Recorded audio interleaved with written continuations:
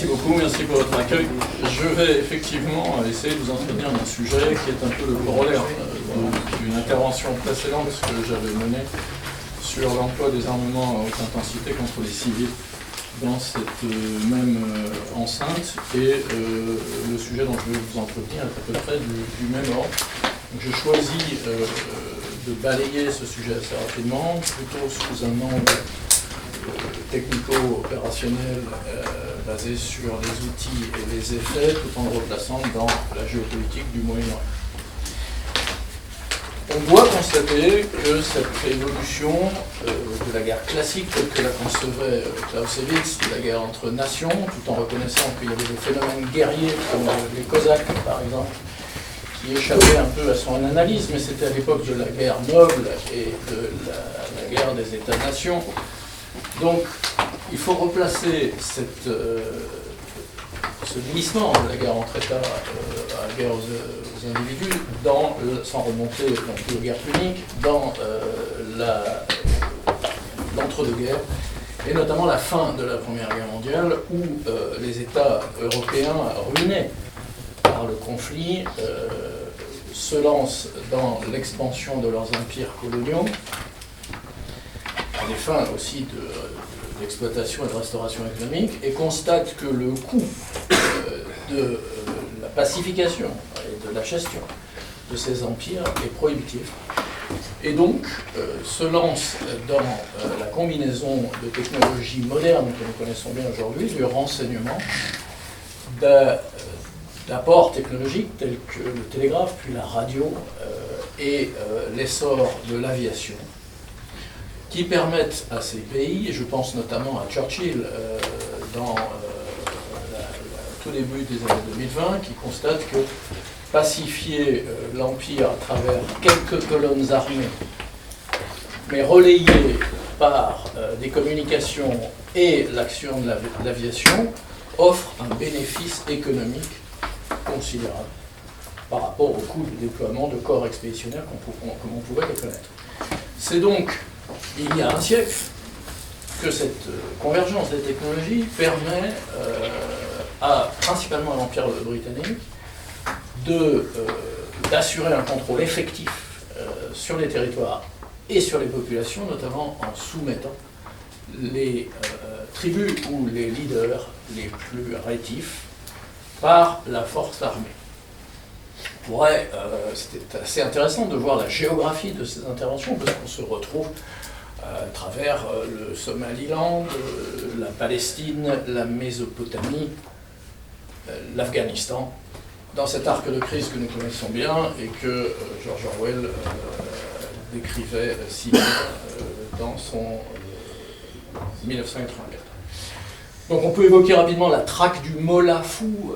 au Somaliland, qui, à travers des bombardements ciblés sur les campements, sur les cheptels, sur les stockages de grains, sur la traque des populations, permet de soumettre assez rapidement ces tribus insoumises, et donc se développe ce qu'on appelle l'air policing, le contrôle effectif aux confins, en Mésopotamie, en Jordanie, en Palestine, comme je l'évoquais. Les Français s'intéressent également à cette méthode, et à travers la guerre du Rif au Maroc, s'appuie également sur la restauration des bureaux arabes et les communications offertes par la télégraphie et la radio pour associer des actions aériennes ponctuelles, bien renseignées, pour également remporter cette campagne. Donc, en fait, ces racines de la guerre des États aux individus ont à peu près un siècle. Je fais ensuite une digression légère au niveau régional pour parler du raffinement de ces doctrines. Ces doctrines, qui ont fait leur preuve donc dans les empires coloniaux, se développent énormément à l'entrée dans la Seconde Guerre mondiale, principalement du côté anglo-saxon, et prennent une coloration pseudo-scientifique, voire carrément scientifique, à travers l'essor de l'analyse opérationnelle. On différencie énormément d'ailleurs les belligérants anglo-saxons de l'axe germano-ibéro nippon. Et se développe l'influence de pseudo-sciences, je pense notamment à Lindemann, le baron Berlin, qui était le conseiller scientifique de Churchill et qui met en place les services d'analyse opérationnelle qui, par les mathématiques et la statistique, démontrent, à travers quelques études du terrain, notamment de l'effet du Blitz sur l'Angleterre, démontre que la perte du foyer est ce qui traumatise le plus le citoyen et que le ciblage du citoyen dans son foyer est un facteur stratégique concourant à la fin de la guerre. Ce faisant, il détourne quand même un certain nombre d'études qui avaient été menées notamment par le zoologue Solomon Zuckerman, qui avait étudié les bombardements allemands en détail au plan sociologique et au plan des dégâts physiques, et qui avait démontré justement que, ma foi, la population britannique montrait une certaine résilience, et ce n'était pas du tout acquis que ces bombardements déployés soient si décisifs que ça. Mais Lindemann balaye la conclusion, récupère l'analyse, et dit « mais si, vous allez voir, ça va marcher sur les nazis ».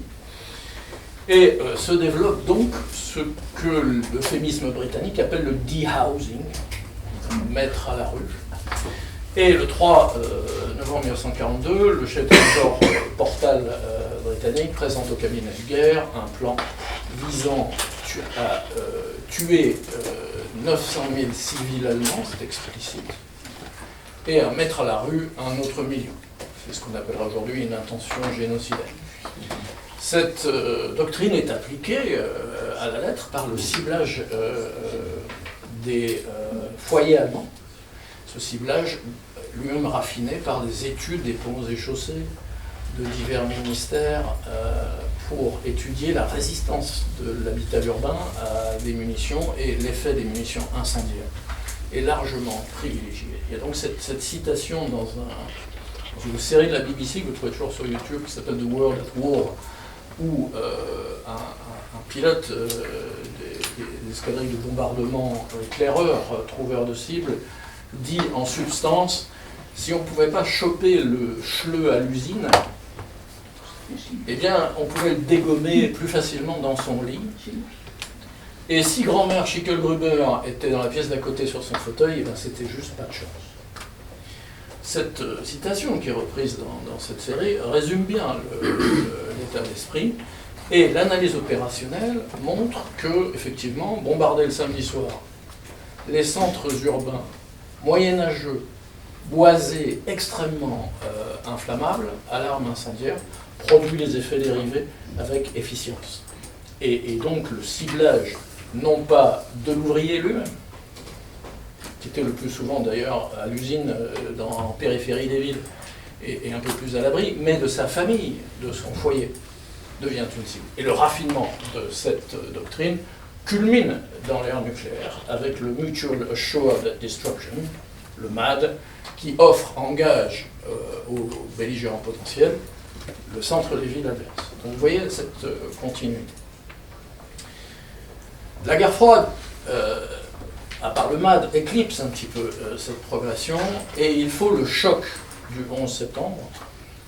pour rebattre entièrement les cartes. Le renseignement américain constate sa faillite à cette occasion, centré qu'il était sur l'Union soviétique et sur les conflits périphériques mais conventionnels autour de l'opposition avec l'URSS. C'est donc un effort violent de réorientation des capteurs de la plus grande puissance mondiale qui a lieu et qui montre une nouvelle tendance, celle de la sous-traitance, faute d'avoir les instruments de ce nouveau renseignement immédiatement disponible, la sous-traitance à la fois à des sociétés privées,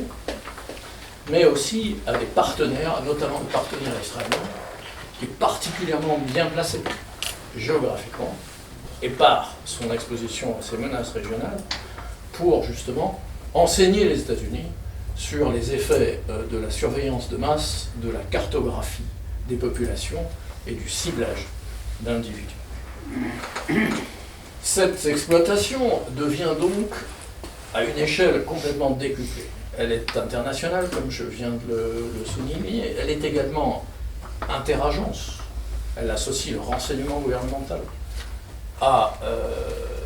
des agences civiles et militaires, notamment la NSA, l'agence des écoutes électroniques, la CIA, bien sûr, centrée sur le renseignement humain, le NRO, National Reconnaissance Office, qui opère les satellites de renseignement, et la nouvelle National Geospatial Agency, qui s'occupe de ce renseignement socio-culturel, dirons-nous. Donc, ces équipes interagences se développent et se déploient jusque sur le terrain dans cette nouvelle arc de crise de la WOT, de la Global War on Terror, et en viennent à associer étroitement des forces armées avec des services de renseignement qui auparavant opéraient plutôt au niveau stratégique. Et on les retrouve au niveau tactique. On retrouve en Irak des agents de la NSA, par exemple, qui assistent les équipes de l'US Army ou des forces spéciales sur les checkpoints, où les téléphones portables des personnes arrêtées sont récupérés, branchés, aspirés, inspectés, et ces données enrichissent des bases de données gigantesques sur les individus, et c'est la notion de human terrain qui se développe. On revient au bureau arabe du contrôle impérial, où on cartographie les patterns of life, comme on dit, des populations, avec les centres de gravité, de décision, d'influence culturelle, d'influence religieuse, qui permettent justement de désigner des individus. C'est là où interviennent les progrès de la robotique, avec le déploiement de drones, et donc les drones armés tels que nous les connaissons aujourd'hui, ils ont quand même 30 ans. On est là au niveau du tiers du siècle, donc ce n'est pas des nouveaux instruments. On parle de révolution des drones, je n'y crois pas du tout, c'est une évolution et leur implication, leur intégration dans de nouvelles technologies. Donc vous avez des protagonistes, je ne sais pas si vous avez encore en tête le jeu de cartes distribué aux forces américaines en 2003 en Irak, qui ciblait des dirigeants du Baas, dont évidemment Saddam Hussein et son État. Mais en descendant assez bas. Et donc vous avez des exemples comme ça d'intégration d'agences de renseignement jusqu'à l'échelon tactique le plus bas. Par exemple, Shannon Kent, que vous connaissez peut-être, qui était une cryptanalyste de la NSA, qui avait été déployée en Irak et en Syrie, et qui a été tuée dans un attentat à la bombe, et en fournissant ce renseignement de proximité aux forces spéciales américaines. Ce n'est pas un hasard, si je la cite, Shannon Kent est l'épouse de Joe Kent, le directeur du Centre national antiterroriste, qui a démissionné. Ça a été précisé par monsieur l'ambassadeur tout à l'heure, en opposition à la guerre à l'Iran. Donc vous voyez ce virage qui est en fait un retour aux sources en sortant de la guerre froide et qui permet de descendre très très bas dans le ciblage des individus, notamment à partir de drones, certains opérés depuis une base à 70 km de Las Vegas, que j'ai eu l'occasion de visiter il y a une dizaine d'années, et qui opèrent via sa liaison satellitaire sur le monde entier. Donc en fait, l'automatisation et l'exploitation massive de ces données devient aujourd'hui, avec cette notion de ciblage des individus et de boucle courte, ce qu'on appelle le kill web, et la kill chain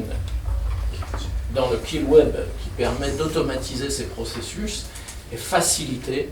par les révolutions numériques et des télécommunications. Donc on a donc un processus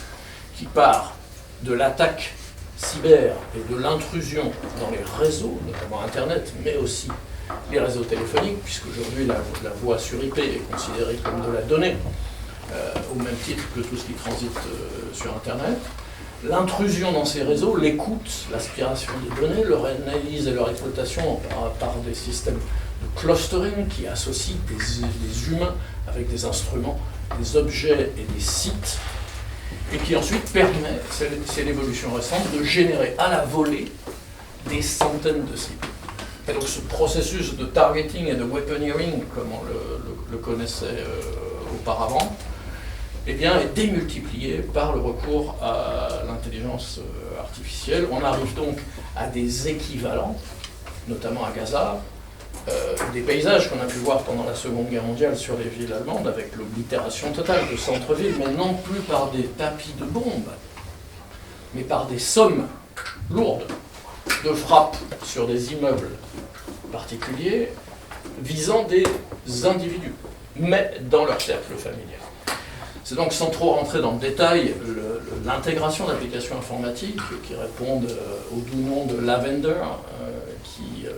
recense, dans le cas de Gaza, jusqu'à une quarantaine de mille de membres du Hamas et leur cercle familial. Gospel, qui associe ces individus à des sites, leurs immeubles, leur espace d'évolution. Et l'application qui répond au doux nom de Where's Daddy, qui permet de géolocaliser chacun de ces individus, d'avoir également des alertes, on appelle ça du geofencing, sur l'approche de tel ou tel périmètre, qui permet de déclencher la frappe. Donc on arrive à cette automatisation, cette démultiplication des cibles, avec des effets de zone, certes,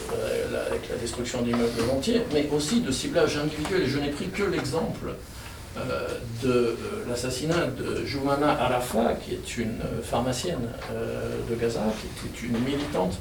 qui s'était mise à dénoncer sur Facebook l'assassinat